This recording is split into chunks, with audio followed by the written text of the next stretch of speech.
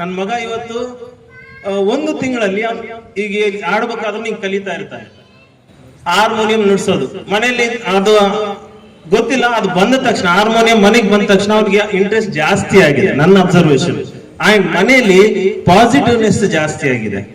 ಯಾಕೆ? Harmonium sound, ನನ್ನ ಮಗನ ಸ್ವರಗಳ ಸೌಂಡ್ ನಿಂದ ಮನೆಯಲ್ಲಿ ಒಂದು ತಿಂಗಳಿಂದ ಪಾಸಿಟಿವ್ನೆಸ್ ಜಾಸ್ತಿ ಆಗಿದೆ. ಇದು ಸಂಗೀತಕ್ಕಿರೋ ಶಕ್ತಿ. ಗುರುವಿಗೆ ಶರಣರಾಗಿ ನೀವು ಅವ್ರ ಪಾದಗಳಿಗೆ ಯಾವಾಗ ತಲೆ ಇಡ್ತೀರಿ ನೀವು ಅವಾಗ ಕಲಿಯಕ್ ಸಾಧ್ಯ. ಸೊ ಎಲ್ಲೋ ಒಂದಷ್ಟು ಸಂಗೀತ ಕಲಿತ ತಕ್ಷಣ ನಿಮ್ಮ ಒಂದು ಏನೋ ಅದಲ್ಲ ಗುರುಗಳಿಗೆ ಶರಣಾಗೋದನ್ನ ಬಿಡಬೇಡಿ.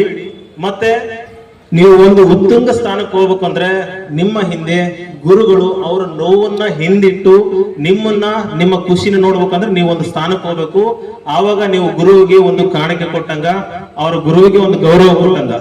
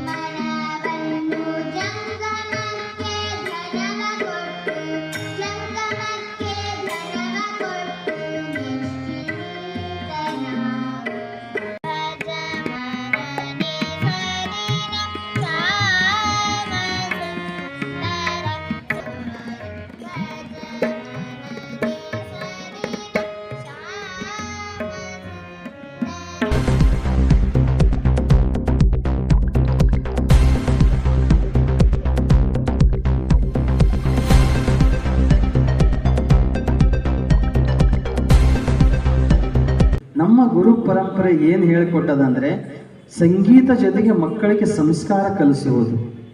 ಇವತ್ತು ಎಷ್ಟು ಜನ ಇವತ್ತು ನಾನು ಹೆಮ್ಮೆಯಿಂದ ಹೇಳ್ತೀನಿ, ಎಲ್ಲ ಗಂಡು ಮಕ್ಕಳು ಅಲ್ಲೇ ನಿಂತಾರಲ್ಲ ಆ ಕಡೆ, ಬರೀ ಒಂದು ಫೋನ್ ಮಾಡಿದ ತಕ್ಷಣ 8 ಗಂಟೆಗೆ ಗುಡಿ ಹತ್ರ ಬರಬೇಕಂದ್ರೆ ನಿನ್ನ ರಾತ್ರಿ ಎಲ್ಲರೂ 8 ಗಂಟೆಗೆ ಹಾಜರಾಗಿರು.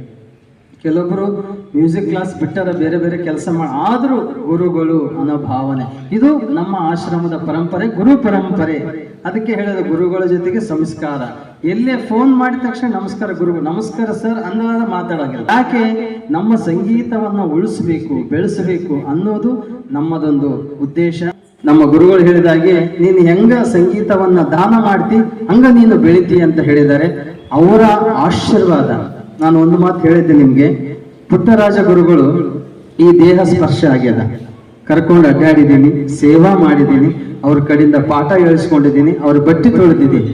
ನಾವು ಮಠದಾಗಿದ್ದಾಗ ಸಗಣಿ ಬೆಳೆದಿದ್ದು, ಕಸ ಬೆಳೆದಿದ್ದು ಏನು ಮಾಡಿದ್ವಲ್ಲ, ಅದ್ರ ಫಲನೇ ಇವತ್ತು ನಿಮ್ಗೆಲ್ಲ ಹಿಂದೂಸ್ತಾನಿ ರಾಗ ಹೇಳಲಿಕ್ಕೆ ಶಕ್ತಿ ಬಂದಿರೋದು. ಹಾಗಾಗಿ ಮಕ್ಕಳೇ, ನೀವೆಲ್ಲರೂ ತುಂಬಾ ಚೆನ್ನಾಗಿ ಹಾಡ್ತಾ ಇದ್ದೀರಿ. ಆಮೇಲೆ ಸೀನಿಯರ್ಸ್ ಕೂಡ ಬಹಳ ಜನ ಇದ್ದೀರಿ. ಒಬ್ಬರಿಬ್ಬರ ಹೆಸರು ಹೇಳೋದಕ್ಕಿಂತ ಎಲ್ಲ ನಮ್ಮ ಗಾನಯೋಗ ಸಂಗೀತ ಪಾಠಶಾಲೆ ಸೀನಿಯರ್ ವಿದ್ಯಾರ್ಥಿಗಳು ಮತ್ತೆ ಜೂನಿಯರ್ ವಿದ್ಯಾರ್ಥಿಗಳು ಒಬ್ಬೊಬ್ಬರಲ್ಲಿ ಒಂದೊಂದು ಶಕ್ತಿ ಇದೆ. ಅದನ್ನೇ ನಾವು ಗುರುಗಳ ಹತ್ರ ಸಮ್ಮುಖದಲ್ಲಿ ಹೇಳಿಸ್ಕೊಂಡು ಮಾಡದೇ ಇದ್ದಾಗ ನಮ್ಮ ಸಾಧನೆ ಪ್ರತಿಫಲ ಆಗುತ್ತೆ.